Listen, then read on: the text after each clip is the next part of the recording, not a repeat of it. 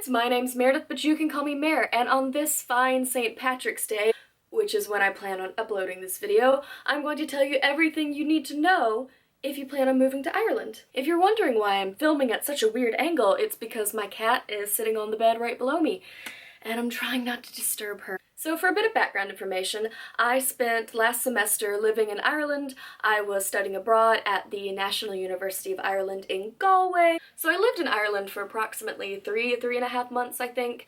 Maybe 4 months if we're gonna stretch it. But there are a few things that I learned while I was living there that I thought would be really helpful for other people who are not from Ireland to know if they are planning on studying abroad there or planning on moving there for a job or for an internship or anything like that. The first thing I'd like to talk about is the Irish people. The one thing I didn't really see coming when I moved to Ireland was how nice everyone was. Everyone I met was more than willing to give me extremely detailed instructions on where to go, how to get somewhere. If I even looked remotely lost, someone would come up to me and tell me where to go. I remember one time I was on the bus with a bunch of groceries from the center of the city to my apartment building past the college campus, and it was my first week there, so I wasn't quite sure it was the right bus stop to get off on. So a few stops before the one I thought was mine, I took out my phone and I pulled up Google Maps. I'm not even gonna type in the address, I'm just gonna look and see if I'm near where I need to be. As soon as I pull up Google Maps on my phone, this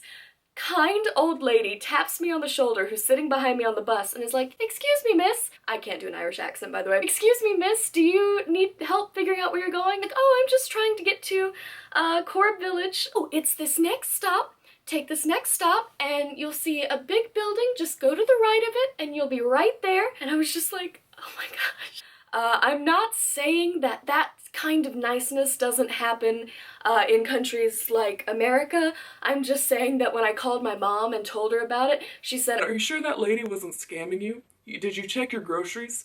And make sure she didn't take one while you weren't looking?" My strawberry jam did go missing though, but I'm assuming that's because the paper bag I was using broke because it got rained on. Almost everyone I met was willing to have like a lovely random conversation, from waiters to the men who worked at the bike shop. All of my professors were really accommodating and always willing to help me get the credits I need or do extra work to be able to have my credits transfer or give me advice about applying to grad schools in the EU, and they were just so nice. And of course all the local students in my classes and in the hiking club that I joined were so welcoming and so nice and always willing to offer a helping hand or some advice or answer any questions I had or just suggest a good local beer to get. I'm not saying that every Irish person is gonna be the kindest person you've ever met. Everyone has a few assholes. I'm just saying that it really took me by surprise compared to, I guess, what I was used to back home, and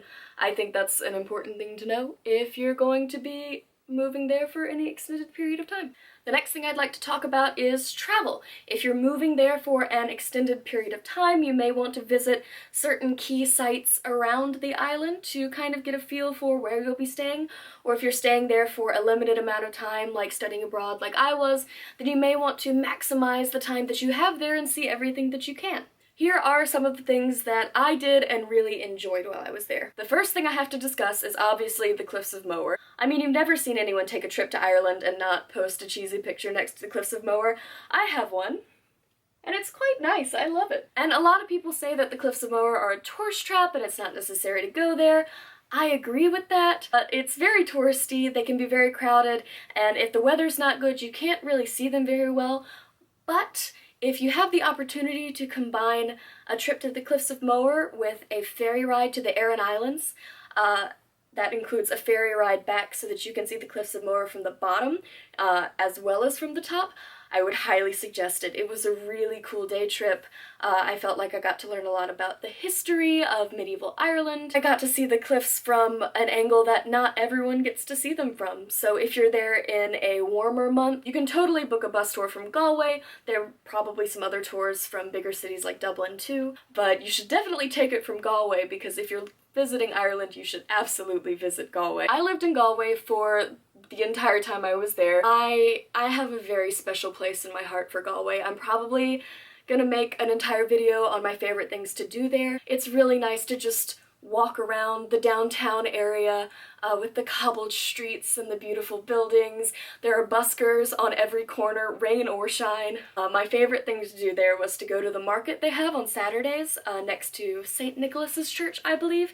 And if you get there early enough, there's a really cool man making homemade donuts. You can get some homemade donuts quite cheap, take them down to the harbor, sit in the grass by the water, and watch the swans. When my friend and I did that one time, we even saw some seals playing in the distance. Out of all the things I did while I was abroad, I think that's a thing that I'm gonna remember for a very long time, just because of how just good and pure and nice it was. Absolutely go to Galway. It's a great place to catch some traditional Irish music. If you really want to listen to that while you're there, go. Please, it's a fantastic place. I cannot recommend it enough. Additionally, while I was studying there, I mentioned before that I joined a hiking club. And if you're going to be in Ireland for any extended period of time and you can hike, I would highly suggest making an attempt to go on a few hikes. The hiking club hiked mostly in the West Ireland, Connemara area since we were based in Galway. I especially remember a hike that we took to the Burren. It's a really unique Irish landscape. It almost looks like a moonscape, that's how people describe it. If you do go hiking,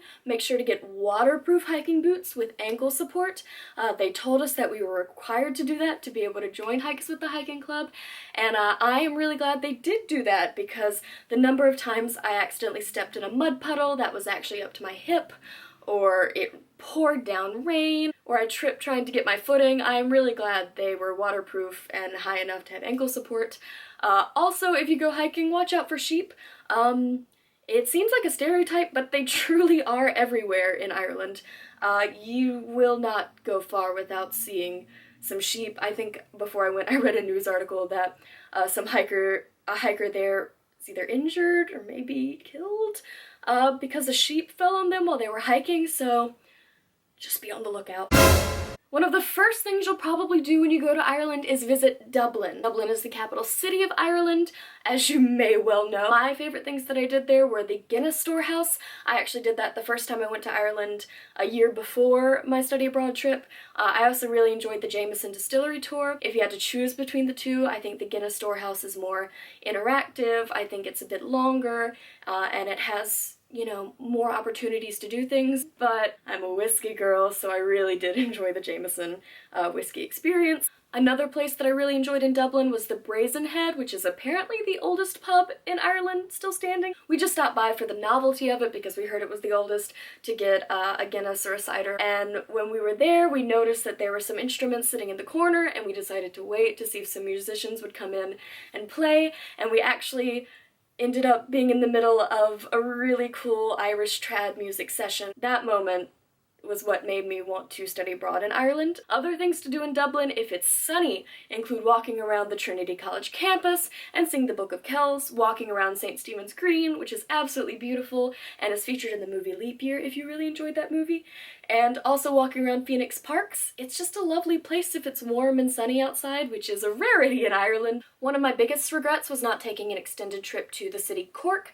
I did drive through Cork on the way to Kiss the Blarney Stone, which I would also recommend doing. Fair warning, the steps up the castle to get to the Blarney Stone are a bit, sketchy. If you're living in Ireland specifically, but you want to visit Northern Ireland, at the moment, barring any weird Brexit deals, you can take a train or a bus into Northern Ireland to places like Belfast or Derry without having to use your passport. It's really simple. It almost feels like you're not going into a different country at all, except for the change of currency. Please be aware that if you go from Ireland to Northern Ireland, it does change from euro to pound. I believe I mentioned this in my study abroad video, but Ireland and Northern Ireland use the UK plug outlet adapter things. If you do have a chance to go to Belfast while you're there, I recommend taking tours out of the city because it's a great beginning place to explore a bit more of Northern Ireland. I highly recommend doing a tour that includes the Dark Hedges,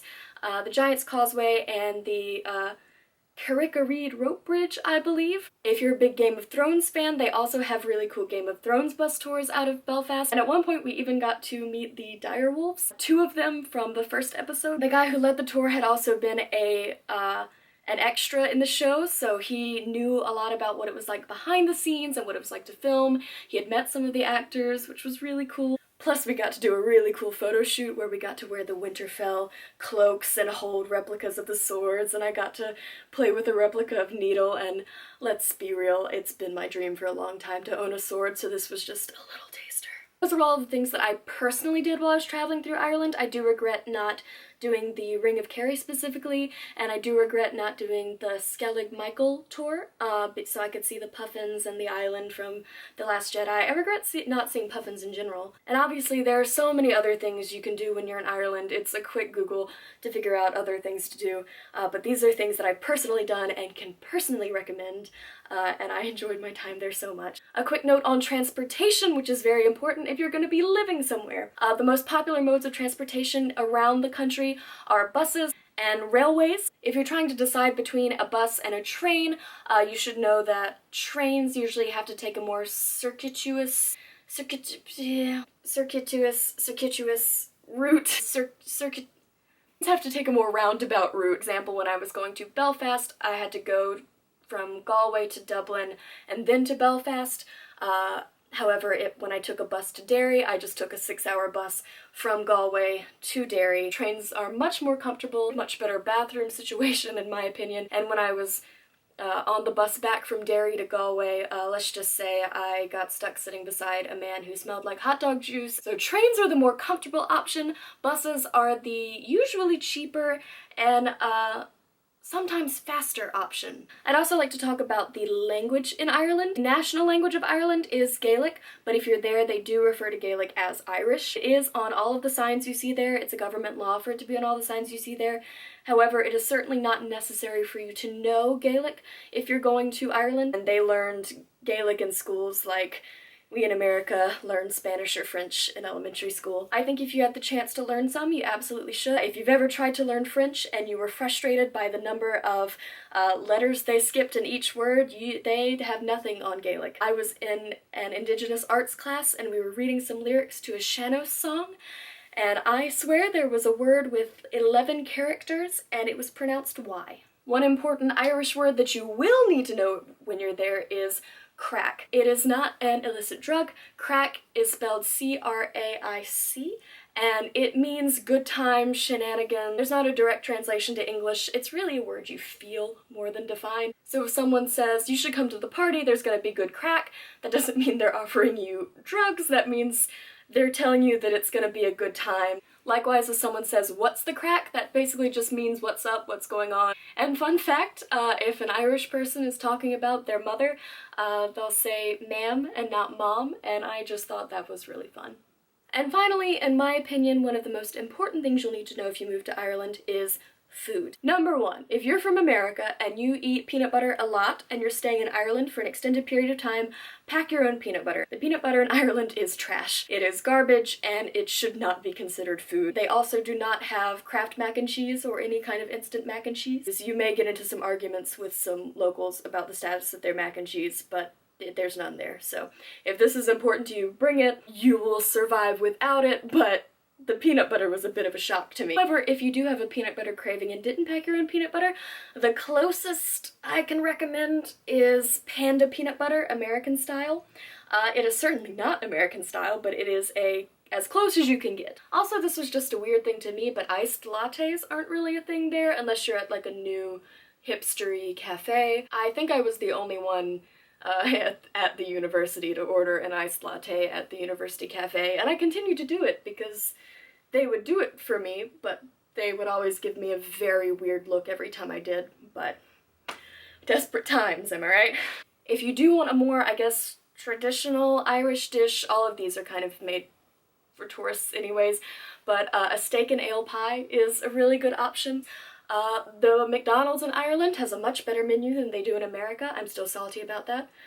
Don't buy sushi from Tesco. Obviously, if you're looking for a bit of crack, a bit of a good time, Guinness is a very popular drink there. It's not just a stereotype, people do drink it there, and it is quite good. But if you're looking for another beer option, Smithwick's is very good. And if you're in Ireland and you're old enough to drink, you should absolutely try a Jameson and ginger with lime. Gin and tonics are also very popular in Ireland, and if you get the chance, Dingle gin is really good, so There you go. I didn't want this video to be too long, but if you have any more questions about what it was like to move to and live in Ireland for several months, please feel free to ask. You can ask in the comments, you can message me on Instagram at Mary Gabrielle, or on Twitter, also at Mary Gabrielle. I would be more than happy to answer your questions. If you enjoyed this video, give it a big thumbs up, and if you're having a very happy St. Patrick's Day, also give it a big thumbs up. And if you would like more content like this, you should absolutely subscribe. Please. But anyways, thank you so much for watching, and I will see ya when I see ya.